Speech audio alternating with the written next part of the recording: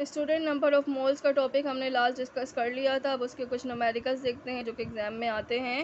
आपका problem number 1 है, calculate the number of moles in 50 grams of each.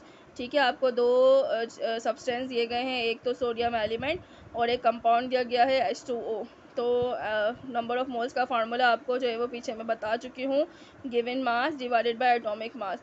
सबसे पहले आप डेटा लिखेंगे। डेटा में जो जो चीज़ें आपको सवाल में गिवन होती है, सवाल में क्या गिवन है, आपसे पूछा क्या जा रहा है, नंबर ऑफ मोल्स इसका क्वेश्चन मार्क, मास क्या गिवन है 50 ग्राम्स आपको जो है वो दिया गया है। अब सबसे पहले अगर हम सोडियम का करते हैं तो सोडियम का एटॉमिक मास होता है 23। सिंपली आपने फार्मूले में वैल्यू पुट करनी है। मास कितना गिवन है 50 लिख दिया ऊपर, एटॉमिक मास सोडियम का 23 होता है वो नीचे लिख दिया। इसको कैलकुलेट कर लिया तो जो है वो 2.173 मोल्स ऑफ Na मिल गए हमें सोडियम के। इसी तरह जो है वो नेक्स्ट आपका कंपाउंड है। कंपाउंड को जो है वो हम इसी तरह लिखेंगे, ऊपर मास लिखेंगे। मास दोनों का एक ही गिवन है 50। H2O का जो मॉलिक्यूलर मास होता है वो 18, या आप कैलकुलेट करके निकाल के देख सकते हैं 18 ही आएगा, बल्कि आपको करना चाहिए।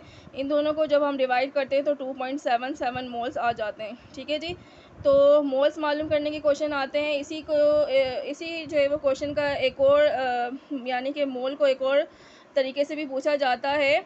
मोल से रिलेटेड जो एक और टाइप का न्यूमेरिकल होता है, उसमें मोल्स गिवन होते हैं, मास जो है वो पूछा जाता है। यहाँ पर क्या था, मास गिवन था और मोल पूछे जा रहे थे। तो मोल गिवन है और मास पूछा जा रहा है। यहाँ पर भी दो सब्सटेंसेस है, एक एलिमेंट है और एक कंपाउंड है। तो फार्मूले में आपने क्या करना है, फार्मूला आपका वही होगा। आपको मिला क्या है, नंबर ऑफ़ 3 मोल्स आपको मिले हैं। कितने मोल्स, 3 मोल्स हैं दोनों के।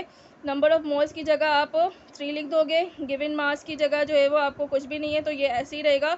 एटॉमिक मास आप इंडिविजुअली अल्मोनियम का लिख दोगे, फिर जब कार्बन डाइऑक्साइड का मालूम करोगे तो कार्बन डाइऑक्साइड का लिख लोगे। ठीक है, जैसे यहाँ पर जो है वो डेटा इन्होंने किया हुआ है सॉल्व आउट, आप जो है वो कर सकते हैं। फार्मूला आपको जो है वो मैंने बता दिया। इसी फार्मूले में आपने चेंजिंग करनी है। कैसे कि आपने यहाँ पर 3 लिख दिया, यहाँ पर आपने कुछ नहीं लिखा, यहाँ पर जो है वो अल्मोनियम का 26।